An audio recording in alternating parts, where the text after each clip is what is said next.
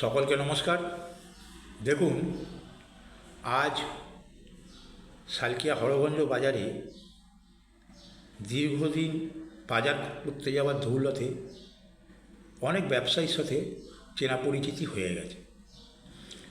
কখনো ইয়ার্কি ফাজলামিও চলে।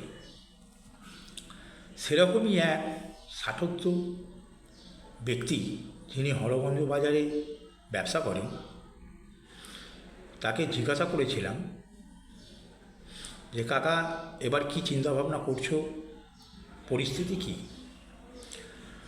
তো কাকা হঠাৎ বলল 3,000।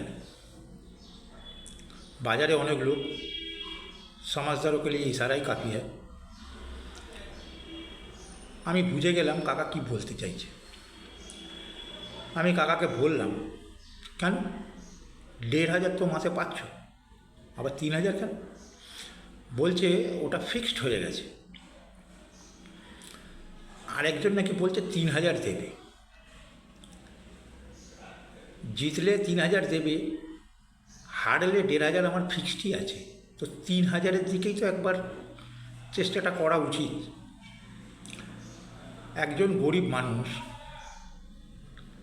তিনি বাজারে বসে রোজগার করে সংসার চালান। ষাটোর্ধ্ব ব্যক্তি, তার স্ত্রীর বয়স আনুমানিক 44-45 বছর, একটি মাত্র সন্তান, কিছুদিনের মধ্যেই কলেজ পার করবে। তিনি আমাকে হিসেব দিয়ে বোঝালেন যে, দেখো, বার্ধক্য ভাতা 3,000, অন্নপূর্ণা ভাণ্ডার 3,000, যুবসাথী 3,000 যদি দেয়, যদি পাই, তাহলে 9,000, বছরে 1,08,000। আমি যদি রেকারিং সিস্টেমে রাখি, তাহলে আরও 6-7 হাজার টাকা ওর মধ্যে এক বছরে ইন্টারেস্ট হবে, তাহলে 1,14-15,000 টাকা পাওয়া যাবে। ছেলে যদি কিছু নাও করে, তাহলে একটা টোটো কিনে দেওয়া যেতে পারে। ছেলে যদি কিছু করতে চায়, আরও পড়তে চায়, টোটোটাকে ভাড়া খাটাতে পারবো। সেখান থেকেও ডেলি 300 টাকা জমা হলে মাসে 9,000 টাকা। তাহলে 9,000 টাকার ভাতা আর 9,000 টাকার ভাড়া, 18,000 টাকা। এটা কিন্তু ফেলে দেওয়ার মতন কথা নয়, ঘরে বসে যেটা বিনা পরিশ্রমে পাওয়া যাচ্ছে। কাকা বলল, যারা দেবে বলছে তারা হেরে গেলে আমার তো 1,500 টাকা করে ফিক্সড আছেই, পাবই। কিন্তু আমার একটা ভোটে যদি তারা জেতে, তাহলে ওই টাকাটা আমার 9,000 টাকা, ইভেন 18,000 টাকা পর্যন্ত বাড়তে পারে। ঠিক আছে?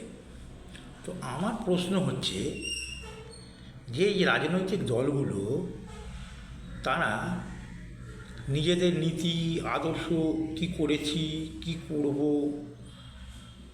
ভোটারদের কাছে গিয়ে এই সব কথা বলা এখন বেকার। মানুষ এখন কে কত দিচ্ছে, কে কত দেবে, আমি কি পাবো, সেটাই চিন্তা করে। তার ওপর বেশ করেই কিন্তু সে সিদ্ধান্ত নেবে। অমুক লোক রাস্তা করেছে, তমুক লোক রাস্তা করেনি, ফ্রিতে রেশন পাচ্ছি, দাদা দিচ্ছে না দিদি যাচ্ছে, অত তর্ক বিতর্কের মধ্যে যাবেই না। সাধারণ মানুষ বুঝে গেছে যে জিনিস চালু হয়ে গেছে, সে জিনিস বন্ধ হবার নয়, উত্তর বৃদ্ধি পাওয়ার একটা সম্ভাবনা থাকে। সেটা যদি সে মনে করে থাকে, তাহলে আগামী দিনে রাজনীতিতে নীতি আদর্শ, কাজ করার নিরিখ, এসব দিয়ে ভোটই হবে না। আপনাদেরকে আমি বললাম আমার উপলব্ধির কথা। এই ভদ্রলোক যখন আমাকে বলেছেন, অবসর সময় নিশ্চয়ই বাজারে আরও 5-10টা লোকের সাথে আলোচনা করেছে। সেই 5-10টার লোক যদি আরও 10টা লোকের সাথে আলোচনা করে, তাহলে কিন্তু এটা স্প্রেড হতে থাকছে। আর এই স্প্রেড হওয়াটা যদি ভাবে যে আমার 1,500 টাকা ফিক্সড আছে, একটা ভোট দিলে আমি 9,000 টাকা পাবো, 18,000 টাকা পর্যন্ত বেড়ে যাওয়ার মতন সম্ভাবনা আছে, তাহলে কিন্তু বস শাসকের কপালে দুঃখ আছে।